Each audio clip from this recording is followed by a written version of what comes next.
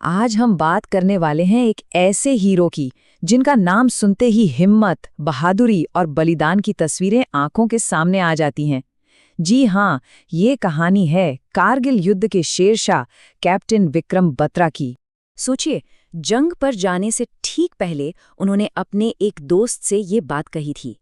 ये सिर्फ शब्द नहीं थे, ये एक वादा था, एक सैनिक का अपनी मिट्टी से किया गया वादा। और इन्हीं शब्दों में वो हिम्मत और जज्बा छिपा है जिसने कैप्टन बत्रा को हमेशा के लिए अमर कर दिया।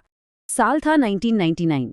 कारगिल की बर्फीली चोटियों पर जब जंग के बादल मंडरा रहे थे, तब एक नौजवान ऑफिसर की बहादुरी ने पूरे देश का ध्यान अपनी ओर खींच लिया।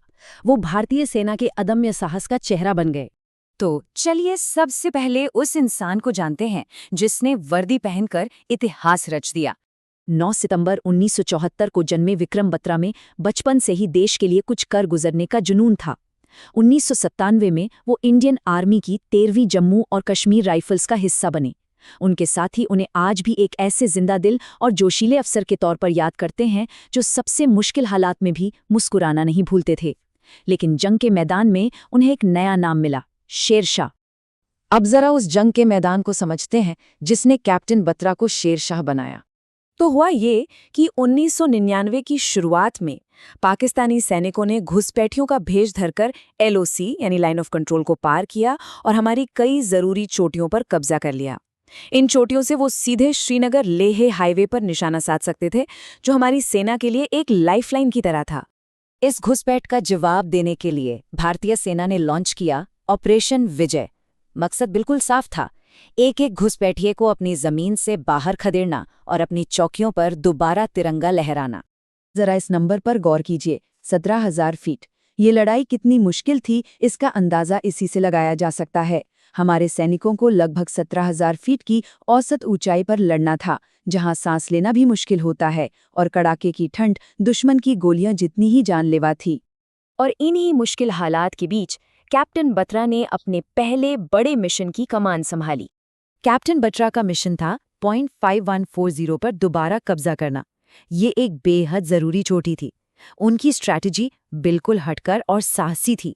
वो सामने से नहीं बल्कि एक खड़ी चट्टान से दुश्मन के पीछे से हमला करने वाले थे। जबरदस्त लड़ाई हुई, आमने सामने की जंग हुई, और आखिर में जीत भारत की हुई। और जानते हैं सबसे बड़ी बात क्या थी? उन्होंने अपने किसी भी साथी को खोए बिना ये जीत हासिल की। इस शानदार जीत के बाद उन्होंने सैटेलाइट फोन से अपने पिता को कॉल किया। उनकी आवाज में वो गर्व और खुशी साफ झलक रही थी जब उन्होंने कहा, डैड, मैंने पोस्ट पर कब्जा कर लिया है। ये वो पल था जब एक बेटे ने अपने पिता से और एक सैनिक ने अपने देश से किया वादा पूरा कर दिया था। और फिर उन्होंने रेडियो पर अपना विक्ट्री सिग्नल दिया, जो इतिहास में अमर हो गया। ये दिल मांगे मोर।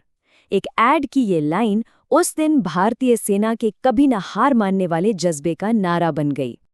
अब कहानी उस मोड़ पर आती है जहां शेरशाह ने अपना सबसे बड़ा और आखिरी बलिदान दिया। पॉइंट 5140 तो जीत लिया गया था, पर शेरशाह के लिए लड़ाई अभी बाकी थी। अगला टारगेट था पॉइंट 4875।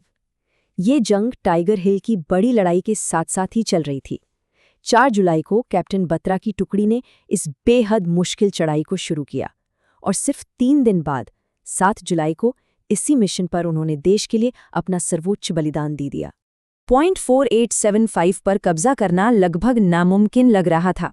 इसकी चढ़ाई एकदम सीधी थी, मतलब 70 से 80 डिग्री की ढलान, और दुश्मन ऊपर बैठकर लगातार गोलियां बरसा रहा था। थकान और चोटों के बावजूद कैप्टन बत्रा इस मिशन के लिए खुद आगे आए। लड़ाई के बीच में जब उनका एक साथी अफसर घायल हो गया, तो बत्रा उसे बचाने के लिए भारी गोलीबारी की परवाह किए बिना दौड़ पड़े। एक जूनियर ने उनकी जगह जाने को कहा, तो बत्रा ने उसे यह कहकर रोक दिया, तुम्हारे बीवी बच्चे हैं, तुम पीछे हटो। ये शब्द उनके लीडरशिप और अपने साथियों के लिए उनकी फिक्र को दिखाते हैं। दुर्गा माता की जय का नारा लगाते हुए वो अकेले ही दुश्मन पर टूट पड़े और एक के बाद एक कई बंकरों को तबाह कर दिया। लेकिन तभी दुश्मन की एक गोली ने भारत के इस शेर को हमेशा के लिए खामोश कर दिया। उनके आखिरी शब्द थे, जय माता दी।